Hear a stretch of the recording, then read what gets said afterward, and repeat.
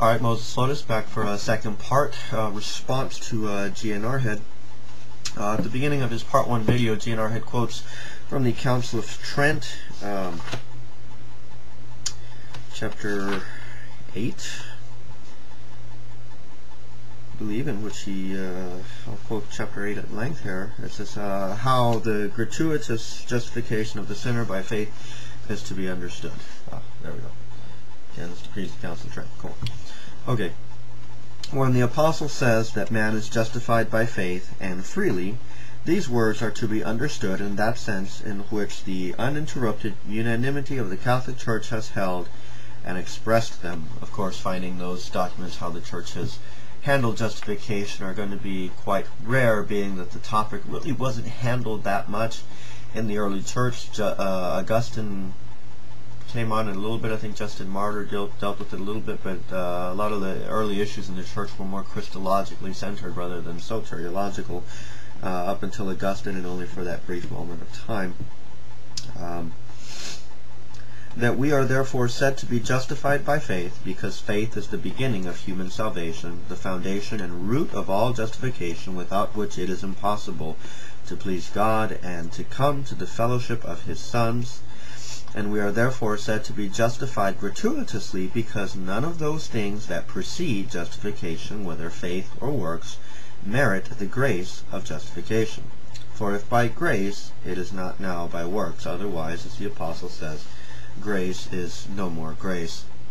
Now, GNRHead asserted that when the statement is made in the Scriptures that we are justified by faith apart from works of the law, he asked the question, well, what does that mean? Does it mean, as somebody else asked one time, that doesn't exclude that we aren't justified by works of mercy or by works of love or even good works? The only thing that's excluded in there is works of the law. There is basically by GNRHead no text, no exegesis offered on, well, what does it mean then? If we're justified by faith apart from the works, he kind of just leaves it there, that it only means that. He doesn't really say, well, then how am I justified? What else do I need? Can he point to a statement in Scripture that says I'm justified by faith along with my my works of love, my acts of mercy, etc., etc.? That is a justification before God. I don't think you're going to find Paul who deals with that, and I'll get into the James and Paul issue in my next video, but you're not going to find him stating that. You know, and also let's look at this logically. Does that mean that just because the phrase is used there, justified by faith apart from the works, that, well, if it doesn't mean by faith alone, logically speaking, does that logically, should we conclude basically that it therefore means that the Roman Catholic position is true? We should note here in Trent, none of the things that precede justification is basically how we're considered to be justified graciously. But once you get justified, it's up to you. It's up to you to pick it up. Quoting further from the Council of Trent, this is chapter 10, the increase of justification received. Having therefore been thus justified and made the friends and domestics of God, advancing from virtue to virtue, they are renewed, as the Apostle says, day by day, that is, mortifying the members of their flesh and presenting them as instruments of justice unto sanctification. They, through the observance of the commandments of God and of the Church, faith cooperating with good works, increase in that justice received through the grace of Christ, and are further justified. As it is written, he that is just, let him be justified still, and do not be afraid to be justified even to death. And again, do you see that by works a man is justified, and not by faith only? This increase of justice Holy Church asks for when she prays, give unto us, O Lord, an increase of faith, hope, and charity. And basically, what are we being asked to do here? Basically, salvation or justification is said to be by grace up until you get it, but once you get it, the rest is up to you. Carl Keating, in his book Catholicism and Fundamentalism, which really misrepresents, at least I wouldn't take him to be representing a Reformed or purveying a Reformed Protestant position, but he says this on page 166. He says, for Catholics, salvation depends on the state of the soul at death. Christ has already redeemed us, unlocked the gates of heaven, as it were. Note that redemption is not the same as salvation, but is a necessary prelude.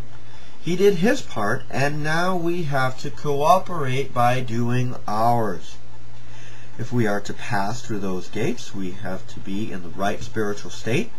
We have to be spiritually alive. If a soul is merely in a natural state without sanctifying grace, which is the grace that gives it supernatural life, then it is dead supernaturally and incapable of enjoying heaven. It will not be allowed to go through the gates, but if it has sanctifying grace, then heaven is guaranteed, even if a detour through purgatorial purification is required first. The Church teaches that only souls that are objectively good and objectively pleasing to God merit heaven, and such souls are ones filled with sanctifying grace. I don't think there's any way to miscue those words that basically justification in the end is up to us. God gives it graciously at first, but it's up to you to maintain it. So the whole thing is not by grace. The beginning of it is, and the rest is, again, up to how well you cooperate with him. I had a priest tell me one time, he has a PhD in canon law and a licentiate in theology. His brother was a Monsignor in the church. This man was trained at the Vatican. And when we started talking about a lot of these issues, when we got to salvation, I asked him, well, do you think you're going to heaven? And his reply was just, I hope, but I could, he said, Moses, honestly, I could fall into mortal sin, right on my deathbed. I could have, a horrible thought that would kill all the sanctifying grace that's there. I've heard it said that a person can partake of the Mass and still not walk away completely purified, again, depending on the manner in which they took it.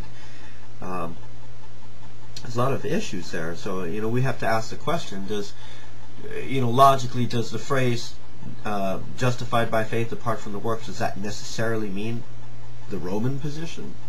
I don't think so. So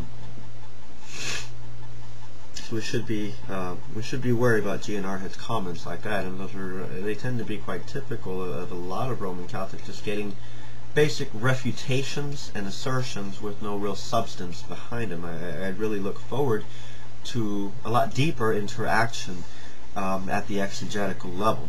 Anyway, next video I'll pick up on the James and Paul issues. Thanks.